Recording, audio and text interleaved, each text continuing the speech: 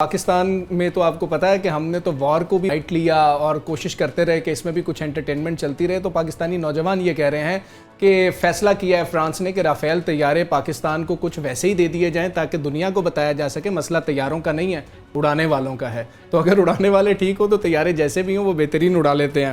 عامر صاحب, اس وقت کی جو سچویشن ہے اور چائنا کا جو کردار اس میں رہا ہے آپ دیکھتے ہیں, کیونکہ جب ایک سالس کی بات آ رہی تھی تو اس میں سب کو پتا تھا کہ انڈیا کے لیے کبھی بھی ایکسیپٹیبل نہیں ہوگا کہ چائنا ایک اس طرح سے ثالثی کا کردار ادا کر رہا ہو. لیکن آپ بیک اینڈ پہ کیا دیکھتے ہیں کہ چائنا نے کیسا کردار اس پوری سچویشن میں ادا کیا اور کس طرح سے وہ دیگر ممالک کے ساتھ رابطے میں رہا ہے؟ چائنا نے ڈپلومیٹک فرنٹ پہ ڈیفینیٹلی پاکستان کو بہت سپورٹ کیا ہے. آج ہی کی بات ہے کہ ان کے جو فارن منسٹر ہیں, چائنیز فارن منسٹر نے پاکستان کے ڈپٹی پرائم منسٹر اور فارن منسٹر کو ایک کال کی, اور اس کے ساتھ ہی ایک کال اور جگہ پہ بھی گئی, اور وہ گئی انڈیا کے فارن منسٹر کے پاس. اس کو بھی ایڈریس کیا انہوں نے, اور ان کے ساتھ بات کرنے کا ڈیفینیٹلی مقصد یہ تھا کہ وار جو ہے وہ حل نہیں ہے, آپ کو پیسفل سولوشن کی طرف جانا چاہیے. چائنا ایز اے نیشن ایک اگریسو نیشن نہیں ہے. چائنیز کو میں نے کافی کلوزلی اسٹڈی کیا ہے,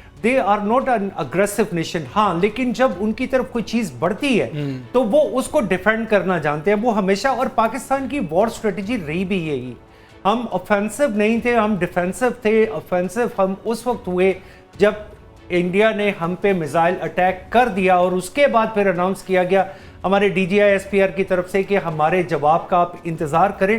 تو اس کے ساتھ اور بھی کچھ خبریں ہیں جو ایریا وائز اگر میں آپ سے شیئر کروں کہ کچھ گفتگو افغانستان اور پاکستان اور چائنا کے درمیان یہ وہ نہیں ہے جس کا آج اعلان کیا گیا, بلکہ یہ کل سے جاری ہے اور بیجنگ میں جاری ہے, جس میں ایک تو بیلٹ اینڈ روڈ انیشیٹو میں افغانستان کو انگیج کیا جائے گا, فائنینشلی انگیج کیا جائے گا, اس کو پاکستان کو کلوز کیا جائے گا. چائنیز کی ہمیشہ ایک پالیسی ہے, وہ کہتے ہیں کہ آپ نے کسی بھی ملک کے ساتھ اپنی ٹائز کو اگر سٹرونگ کرنا ہے تو آپ ان کے ساتھ اپنا فائنینشیل کنسنٹ بنا لیں. جب آپ کا فائنینشیل کنسنٹ ہو جاتا ہے, وہ ڈیولپ ہو جاتا ہے, تو آپ ایک دوسرے کے قریب آنا شروع ہو جاتے ہیں اور آپ کی فورن پالیسیز اسی کی طرف ٹلٹ کرنا شروع کر دیتی ہیں. تو میرا جہاں تک خیال ہے کہ ایک تو چائنا ڈیفینیٹلی جو کردار ادا کر رہا ہے اس میں اس نے انڈیا سے بھی یہ بات کی ہے کہ یہ جو کنفرنٹریشن تمہاری سائڈ سے ہے اور یہ سب کچھ ہے, بالکل یہ اس کا سولوشن نہیں ہے. ابھی میڈم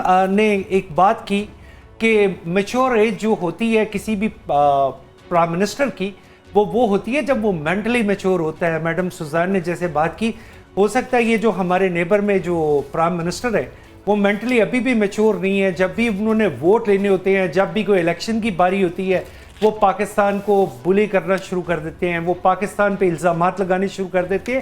یہ طریقہ کبھی نہیں ہوتا. اینڈ لاسٹلی میں سر ٹرمپ صاحب کی ایک بات پہ, پریزیڈنٹ ٹرمپ یہ آج سے 3 دن پہلے پریزیڈنٹ ٹرمپ نے ایک اسٹیٹمنٹ دی کہ جی let Pakistan and India fight for next 500 years, but why suddenly ہی چینج ہز نیریٹو. وہ نیریٹو چینج ہونے کی وجہ یہ تھی کہ پاکستان اپنے پلس پوائنٹ کی طرف جا رہا تھا اسٹریٹجیکلی.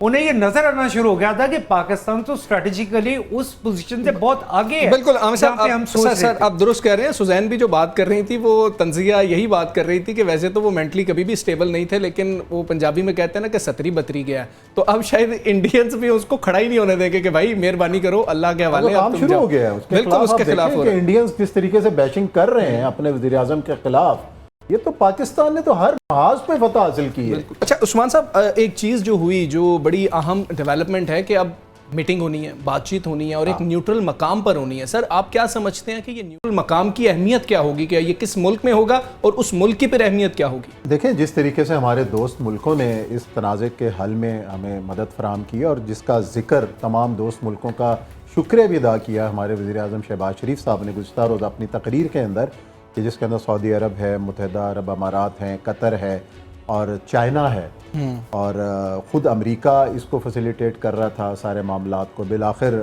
جو ہے صدر ٹرمپ نے اعلان کیا کہ جی دونوں ملک سیز فائر کے لیے تیار ہو. تو مجھے تو یہ لگتا ہے کہ جو ٹرافی جیتی ہے اس حوالے سے وہ تو ٹرمپ صاحب نے اپنے سینے پر تمغہ لگایا نا کہ میں نے یہ مسئلہ حل کرایا ہے.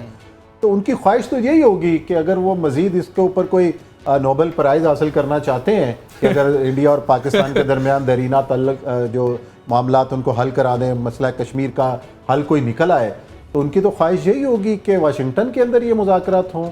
ادروائز ہمارے جو باقی جو ریجنل, اب آپ نے دیکھا کہ روس اور یوکرین کے جو مذاکرات ہوئے ہیں وہ جدہ کے اندر ہوئے ہیں, تو جدہ بھی ایک ڈیسٹینیشن ہو سکتی ہے کہ جس طریقے سے ہمارا دوست ملک سعودی عرب, قطر بھی ہے, ظاہر ہے پوری فیسیلیٹیشن ہے. اب اس کا فیصلہ تو آنے والے دنوں میں ہوگا, تو کیا اس کے امکانات ہیں, لیکن بہرحال ایک بہت بڑی ونڈو پاکستان کے لیے کھلی ہے, اور وہ جو ونڈو ہے یہ اپرچونٹیز کی ونڈو ہے. یہ تو سفارتی محاذ پہ بھی کھلی ہے, اور باقی سر انہوں نے صدر ٹرمپ نے کہا کہ میں ٹریڈ کو بھی بڑھاؤں گا دونوں ممالک کے ساتھ. تو ایک ون ون سچویشن ہے پاکستان کے لیے کہ جس کا فائدہ اٹھانا ہے پاکستان کو. یہ جو اتحاد ہے, میں پھر بار بار اس بات پہ آ رہا ہوں کہ جو اس قوم کا جو اتحاد ہے اس کو قائم رکھنا ہے, انگیج کرنا ہے. اور مسئلہ یہ ہے کہ اس میں بہت سارے ایسے آئیں گے لوگ جو اس کو سپائل کرنے کی کوشش کریں گے, تخریب کاری ہوگی, کوشش کریں گے. ہم نے نہیں ہونے پر بھی آپ دیکھ رہے ہیں جب جنگ نہیں ہو رہی تھی اور جس طریقے سے برا بلا کہا جا رہا تھا, اور جو آپ کے سامنے مسائل ہیں, اب جب کہ ہم یوم تشکر منا رہے ہیں جس کو میں نہیں سمجھتا کہ ان چیزوں کو ہم اس موقع پر ڈسکس کریں, لیکن ان کا محاسبہ بھی ضروری ہے. ہمیں وہی کہنا چاہیے کہ آگے پورا ایک ہمارے پاس ایک روڈ میپ ہو کہ ہم نے کس طریقے سے بالکل ٹھیک ہے. ہم نے یہ جو جذبہ ہے اس کو قائم رکھنا ہے, اس کو بڑھانا ہے, اور پاکستان کی بہتری کے لیے آگے چلنا ہے, سب کو مل کے چلنا ہوگا. ایڈمرل صاحب آپ کی جانب سر آؤں گا. اگر ہم بات کریں سر چائنا پاکستان یا چائنا کی جو گلوبل اسٹریٹجی ہے, آپ اس کو کیسے دیکھ رہے ہیں, اور فیوچر میں یہ سارے معاملات کتنے امپورٹنٹ ہوتے چلے جائیں گے؟ اب صورتحال بدلی ہے سر, ایک ورلڈ آرڈر ہم سنتے آ رہے تھے, مجھے لگتا ہے کچھ ورلڈ آرڈر بھی بدلے گا, کچھ چیزیں بدلیں گی, اب پاکستان کو بہت سیریس لیا جائے گا. جی بالکل. دیکھیے انٹرنیشنل اسٹریٹجی میں نا ایک خاص ایک مقام ہے, آپ کو یہ دیکھنا ہوگا کہ آج تک دنیا میں کبھی بھی دو نیوکلیر پاورز کی آپس میں جنگ نہیں ہوئی. میکسیمم تھا تو کولڈ وار تھی جو امریکہ اور رشیا کی تھی. نیوکلیر نیبرز نے تو کبھی نہیں کی آپس میں, لیکن انڈیا نے یہ ایک موقع تلاش کیا اور اس کو جنگ کرنے کی کوشش کی. انٹرنیشنل اسٹریٹجی میں اس طرح کے کام کے اوپر ایک بروکریج کا رول ہوتا ہے.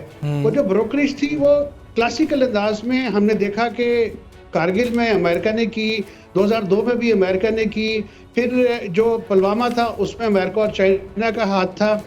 اس دفعہ جو ایک چیز اسٹرینج ہمیں نظر آئی کہ جو American vice president J D Vance ہیں, انہوں نے ایک بیان دیا کہ جی کہ it's not their war, Pakistan اور انڈیا کو اپنا مسئلہ خود حل کرنا چاہیے, اور ٹرمپ نے بھی اسی طرح کے بیانات دیے.